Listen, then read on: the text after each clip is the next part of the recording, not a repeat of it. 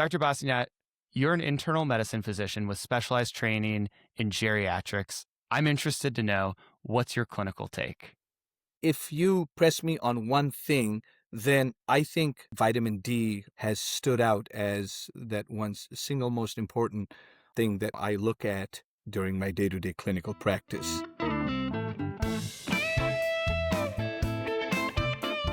Okay, why do you think this is so important to you? First of all, it's easy to test, right? Vitamin D deficiency affects both, what I see, young adults to our very elderly.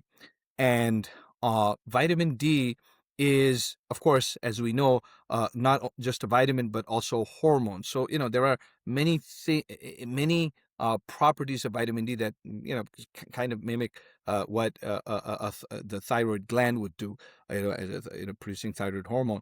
And so, vitamin D deficiency is a very rampant problem. And the good news is it's so easy to check, right? You have a blood test, check for that once a year, and guess what? Most people, and I can't give you exact number, but more than half will come up as being either deficient or insufficient. So you have this crucial hormone that, kind of like you said, the thyroid gland impacts every aspect of our Everything. health. Yes. And it's this foundational vitamin, essentially, or hormone to our entire system. And even here in Phoenix, we have a large number of people who are deficient in vitamin D.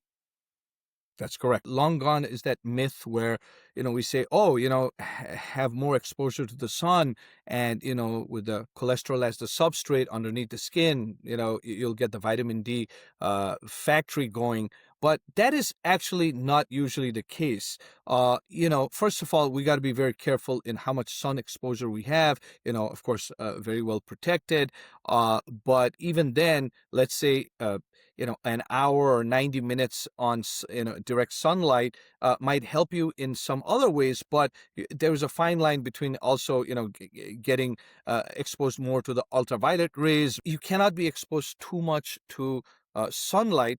But it turns out that to get adequate amount of vitamin D through sunlight, it takes a long time, several hours to actually get the optimum benefit. So, there is no way you can get vitamin D naturally. And of course, when we talk naturally, people say, oh, food products. Well, guess what? To get to the adequate amount of vitamin D needed every day, even to reach the daily allowance, it is very, very rare that we can do that through sunlight. And then food, there is no particular food that is rich in vitamin D.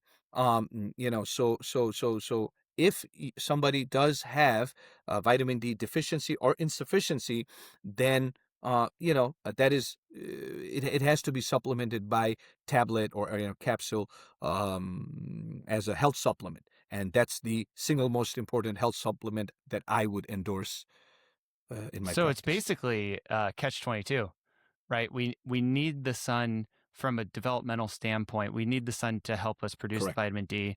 But especially here in Phoenix, if you get too much sun, you then increase your risk of skin cancer and all other sorts of Yes. conditions. So, Conditions. Correct. and then even from a practicality standpoint, for most people, we have busy lives. So it's not like we're sitting out all day tanning. We are going to need to supplement regardless. And then it's impossible Correct. really to get it all from our food. Before we Yes. before we get to treatment, then I actually want to go back to where you came from. So, if I read correctly, you did your medical school in Nepal, right? That is correct. Okay. And can Yeah. you tell me a little bit about the transition from Nepal to coming to Phoenix for your residency and then obviously now practicing here? What was that transition like, and what things have you sort of been able to implement from from what you learned in Nepal? When I graduated 20 years ago, Nepal was still at this phase where we did not have many specialists. Sure, there were a few cardiologists, but, general cardiologists, general pulmonologists, general surgeons that were then going into like urology, all the other, aspects of medicine. But when we were graduates, they needed help. So I joined a mission hospital, where I did my internship actually. People were just so grateful. And of course, a mission hospital, a public hospital, government hospital, these places, people would like come in from the villages, and literally, it would take 3 days, not because of lack of transport, but just because of uh, being very remotely out there, and to bring them to Kathmandu, the capital where the mission hospital was.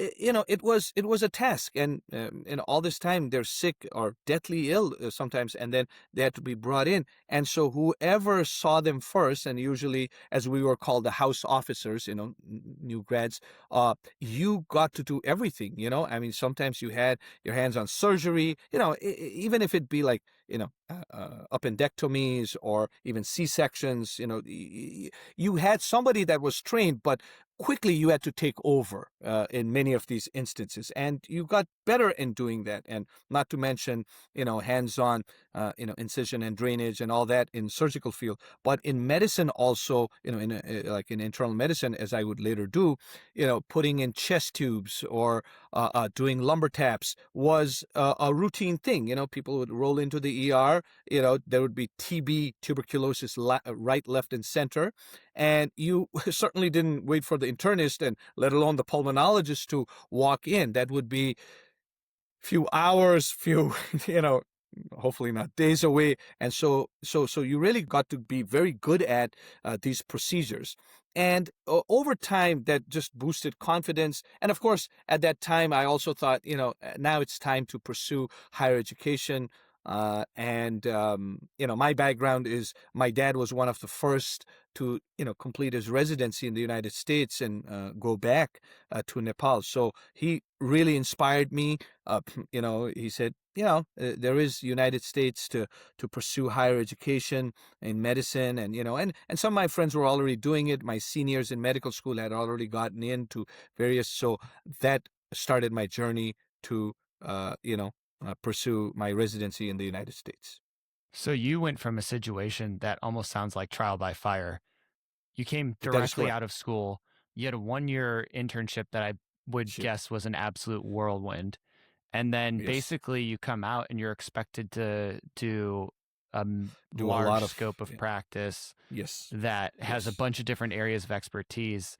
How did that year or so, however long that was, how did that Yes. Yeah. compare to then when you got to the United States, you came to Phoenix for your residency? It felt more organized. And that's what I liked about it, because I was like, there are so many smart people around the world. Certainly we have our share in Nepal, and certainly India, bigger population, smart people. But I always thought, and now having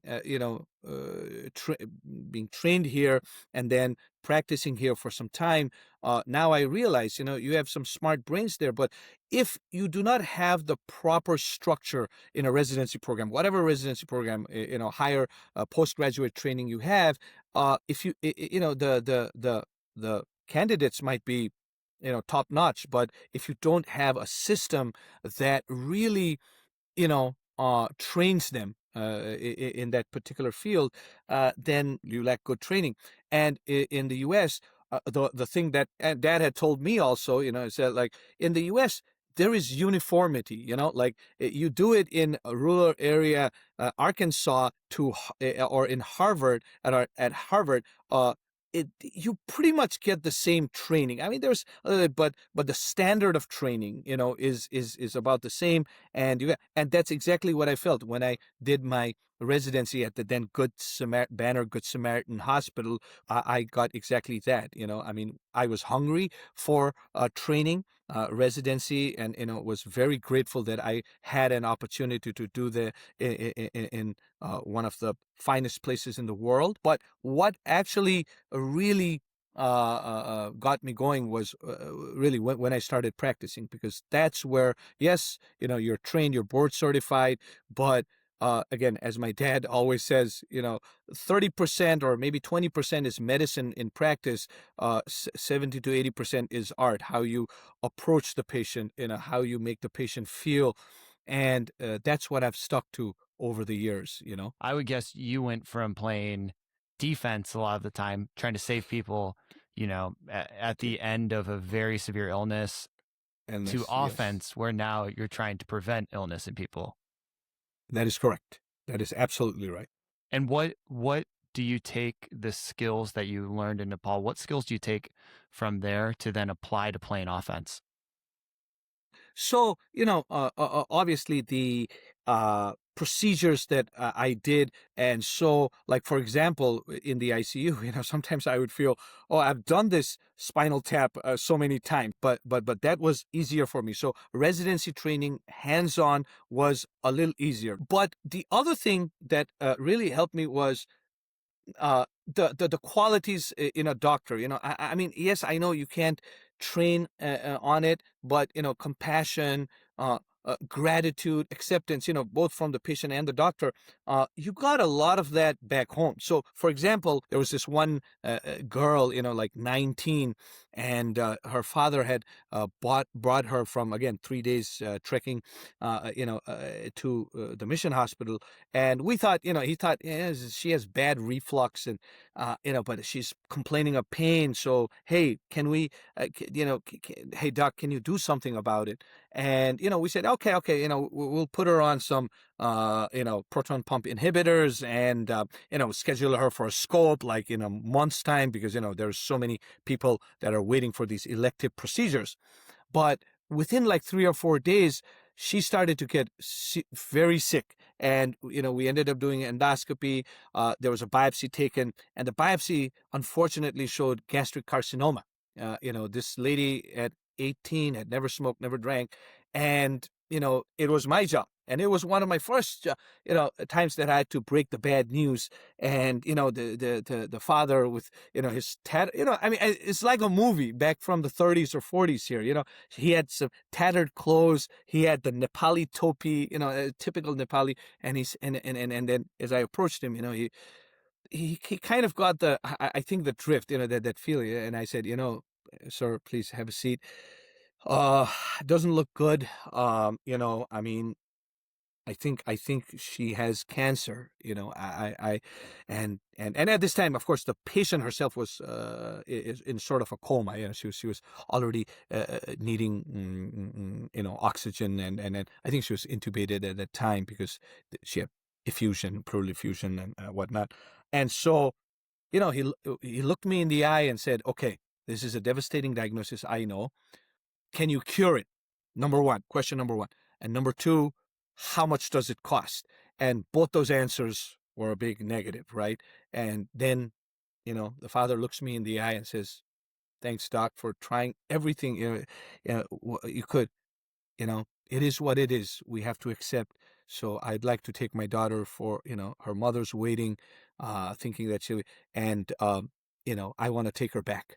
And at this time, he had exhausted all his resources. And of course, this is all self-pay. Talk about self-pay, out of pocket. So, and the mission hospital had also financed some of this. So, he was also grateful. But at the end, they didn't even have money to take a big oxygen. There was no oxygen concentrators, but this oxygen tank.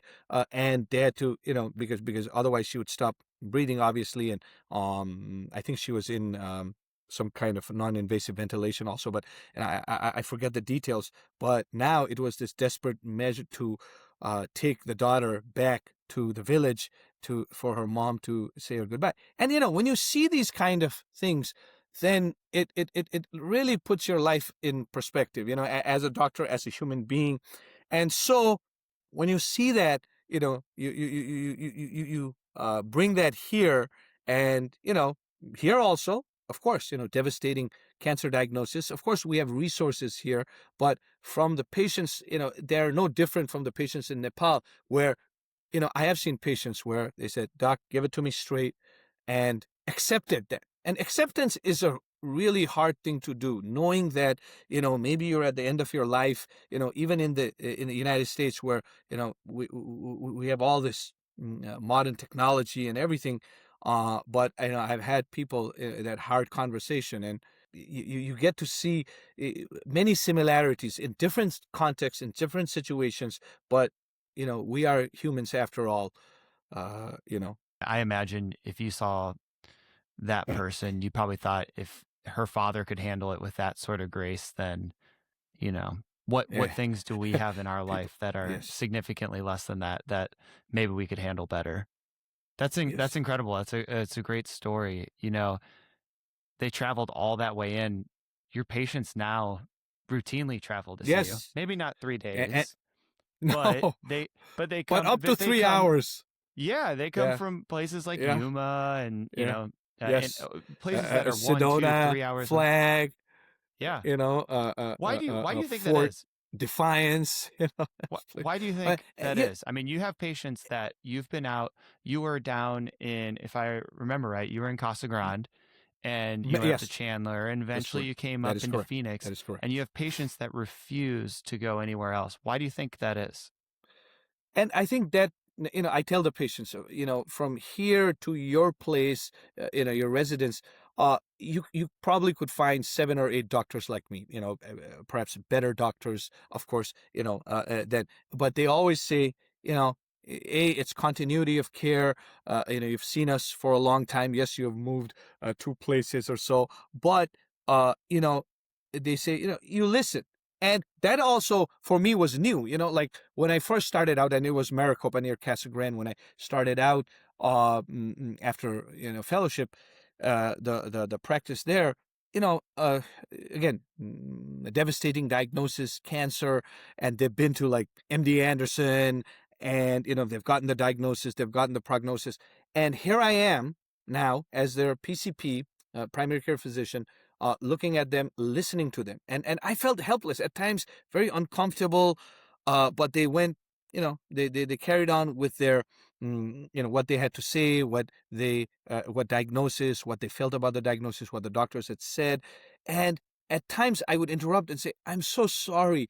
I wish I could do something. I understand the gravity of the situation, or at least trying to begin to understand, but I wish I could do.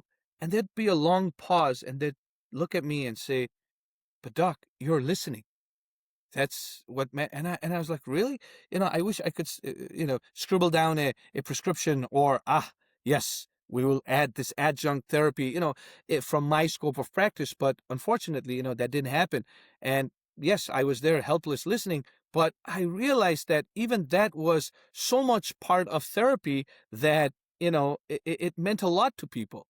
And so these days, starting from those days, I've really listened, and people say, uh, sure, they come for their chronic ailments, tweak their medications, again, do the blood work, do a wellness, all that. But they say, I mean, we have this very approachable and very a personal kind of relationship, which is what you want. Of course, there's professionalism, all that, but like if I see an elderly person, and it's like as if I'm treating my dad or granddad, or mom or grandmom, because treatment should be no other way. And it's not only individualized treatment, but it's very it should have that personable aspect to it, and Yeah. again, at this time, I want to quote, when I was in medical school, Patch Adams had come out, and Robin Williams, we miss him every day, but there was a line where he says, he's defending himself, and as a medical student practicing medicine, and he says, you know, you treat a patient, sorry, you treat a disease, you win, you lose. But I guarantee you, if you treat a person, you always win. And that's why we are in medicine. We have our each individual specialties, and we try to focus, but we must not, forget the fact that it's you are treating a person. At the end of the day, you might have the silver bullet, but if you do not present it in a way where you feel for them, and um, you know, then it might be of no use. So Yeah. I tell my patients also, I say, I'm your advocate. I will, if you come to me, it might not be my specialty, but of course I can guide you. And of course, you have to listen to experts and stuff, but I'm on your side. And again, I'm treating you as family. So, when you tell me things, of course, I'll try to um, decipher the code, if you will, at times. It's funny because we're all so practical, right? Somebody comes in with a problem, we want to solve it. Want to And fix it. and Yeah. we've all been in that situation where we're out of tricks. And Yes. it's, thinking about, hey, if we just listen, sometimes that's all you can do, That's and all. sometimes that's enough. Yes. That's Yeah. Well, enough. let's tell me about this. Tell me about let's get back to vitamin D. Um, Yes. what's your typical clinical symptoms that you see for vitamin D deficiency, or what are the typical people that you look for with vitamin D deficiency? It affects the unexpected. Like, for example, if somebody, like many young individuals, 20s, 30s, that come to me, with all these fatigue syndromes, and they have had a battery of tests, neurological tests or psychological tests, and sometimes as simple as the vitamin D level, is it has not been checked. I say, okay, let's check the vitamin D, and the vitamin D is severely low. Now, the fatigue there might be other causes and other organic causes, but I kid you not, more times than not, I have seen where, oh, vitamin D is, let's say, 8, a level of 8, and voila, you give them vitamin D supplements, the prescription dose, and within 2 months, 3 months, they perk up. Usually it's these very, very, very vague symptoms, right? That cannot, we cannot draw a clinical picture. But then that's why we check the vitamin D. Of course, they might have coexisting low thyroid situations, and other things, but it's the vitamin D. And again, many times it's just a simple thing. You give them the treatment, and never again. It's funny that you say that Simple as because that. one of the physicians I knew when I was at Cleveland Clinic, he was a geriatrician. And Hmm. he said he basically had the vague symptoms that you were describing. He felt fatigued, something wasn't quite right. He had his basic Right. labs Yeah. drawn, nothing. Yeah. Had his vitamin D drawn. It was 6, I think, is what he said. Yeah. And he Yeah. Yeah. replaced it. He said he felt like a whole new guy. Yeah. And That's that's that's something you see exactly over and over. over and over. And even at, so of course, now if we look at the levels, cutoff for deficiency is 20, and the cutoff for insufficiency is 30. And many will try to base it, oh, if my level is like a 25, I should be good, right? Because, that's no. For us to thrive, it should be around at least 40, 50, or 60. Now, we don't want it too high, because there is that thing called vitamin D toxicity. It is actually rare, but it can then charge the parathyroid hormone, and hypercalcemia can ensue, and a lot of things can happen. But again, more times it is vitamin D deficiency or insufficiency. Simple thing, but many times that we don't pay much attention to. I'd imagine you hear this a lot from your colleagues too when you talk about similar patients and vitamin D deficiency. Yes. So it's Yeah. funny, A lot of. as common as this is, right? As many times as all of us see it, you would think that the studies and the guidelines that we have would be very consistent. No. Yeah. Not the case. Not the case. The study that I usually quote is, was from Guelph, Canada. This was about 10, 12 years ago, where they were very particular about the dosing.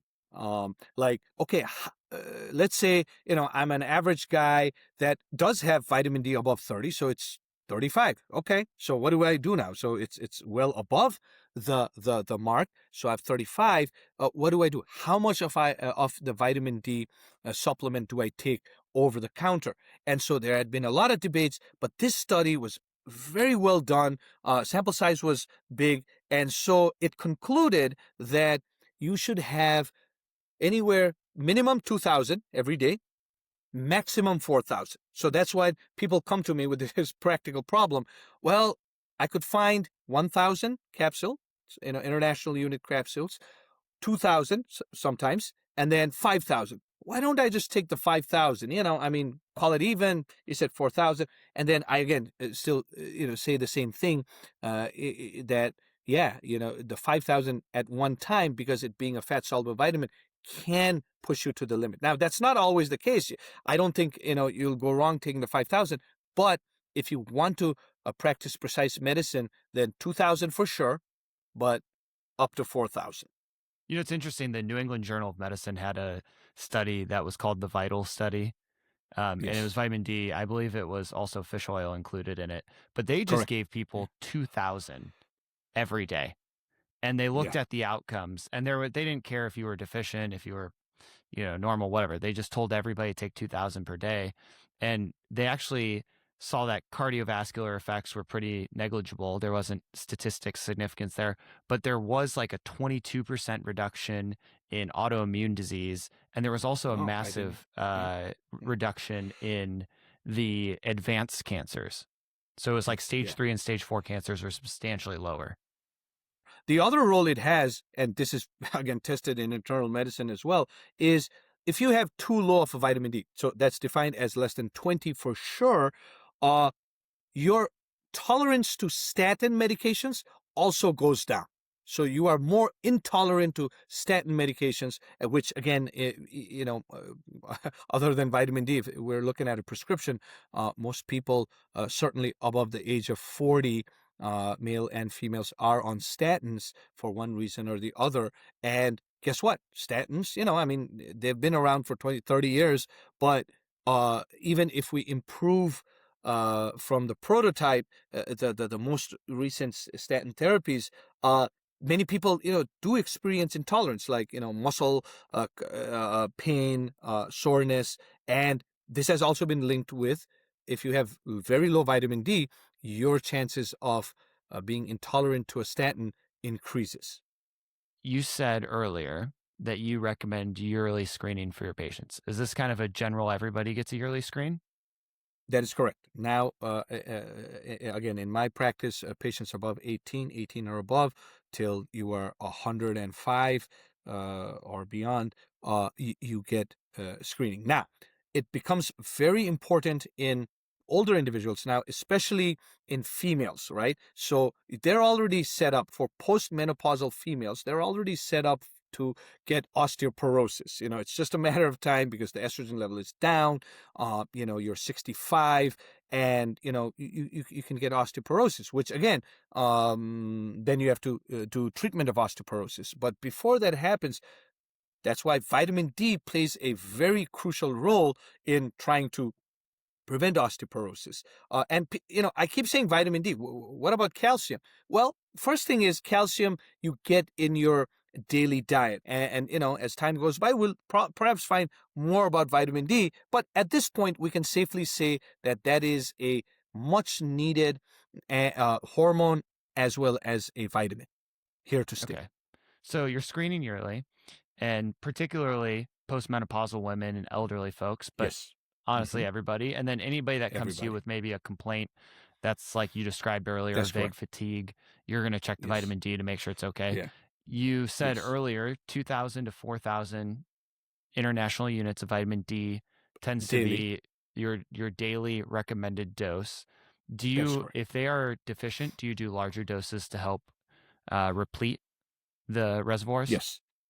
Yes. So to replete the reservoir for those first 3 months, 20 to 30, even if there's margin, that would be an excuse to give the vitamin D 50,000 international units weekly, on a weekly basis for 13 weeks, and then revert to and I would actually start 4,000 because they've already had a vitamin D deficiency.